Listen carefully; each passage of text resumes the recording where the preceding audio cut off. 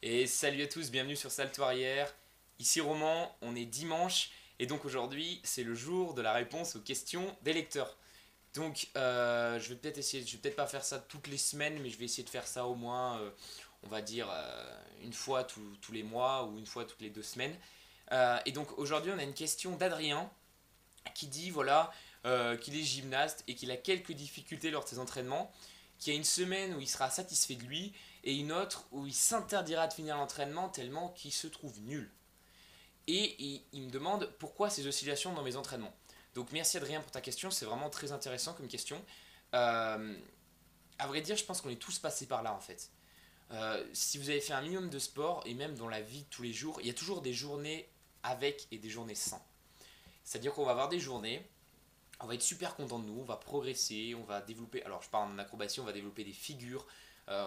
Si vous faites par exemple des sports co, peut-être que vous allez faire un bon match. Voilà, des journées vraiment où on est content de nous, on est satisfait, c'est là qu'on apprécie d'ailleurs le plus le sport. Et des journées sans. Et là, les journées sans, bah, justement, c'est plus dur. Et là, justement, on va pas trop progresser, on va avoir l'impression que on rame, on ralentit, on a l'impression qu'on n'est pas à notre bon niveau, quoi, qu'on serait capable de faire bien mieux si on avait peut-être plus la forme. Alors, soit c'est parce qu'on est fatigué physiquement, soit on est fatigué mentalement. Des fois, ça arrive aussi naturellement. Des fois, il y a juste des jours où on n'arrive pas à faire nos trucs, quoi. Euh, et ce que je tenais vraiment à vous dire, c'est qu'en fait, la différence, elle se fait dans ces journées sans. Ces journées où justement, on n'a rien. Voilà, les grands champions, les gens qui arrivent à vraiment progresser, ils savent utiliser ces journées sans, ils savent ne pas désespérer finalement. Parce que beaucoup de gens, quand ils se retrouvent face à une journée sans, c'est-à-dire voilà, comme Adrien, ils disent je m'interdis de finir l'entraînement. Non, il ne faut pas s'interdire de finir l'entraînement, il faut continuer. Même si, voilà, je sais, des fois, on a l'impression qu'on est nul, que ça sert à rien, qu'on ne progresse pas du tout. Mais en fait, si. En fait, souvent, dans ces journées sans, on va travailler des basiques, des choses qui pour nous nous paraissent complètement normales. Peut-être qu'en gym, ça va être des roulades, des roues, des choses, voilà. Nous, ce qu'on aura envie, c'est d'arriver à passer la rondade flip-flip salto arrière, sauf que là, voilà, on bute, on n'arrive même pas à faire une rondade correctement.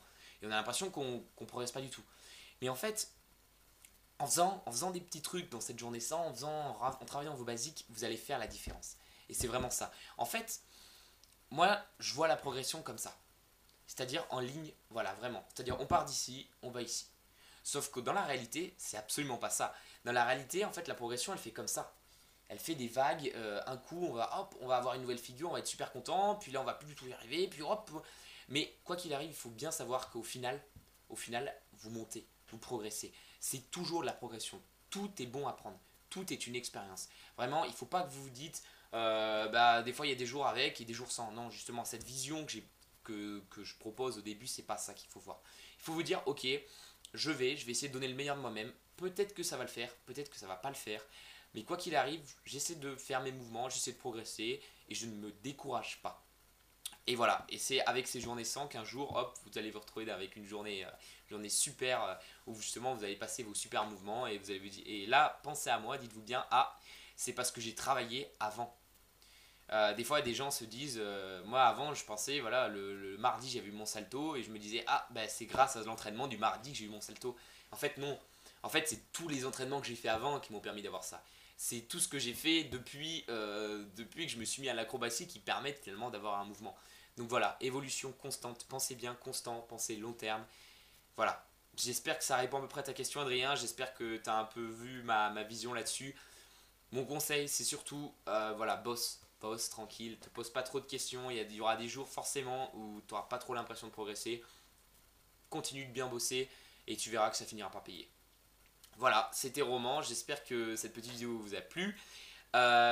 Sur Salto Arrière, très prochainement, un nouveau article sur l'étirement. Donc j'espère que ça vous plaira. Je vais essayer de montrer deux, trois façons de s'étirer, des bonnes solutions pour bien s'étirer.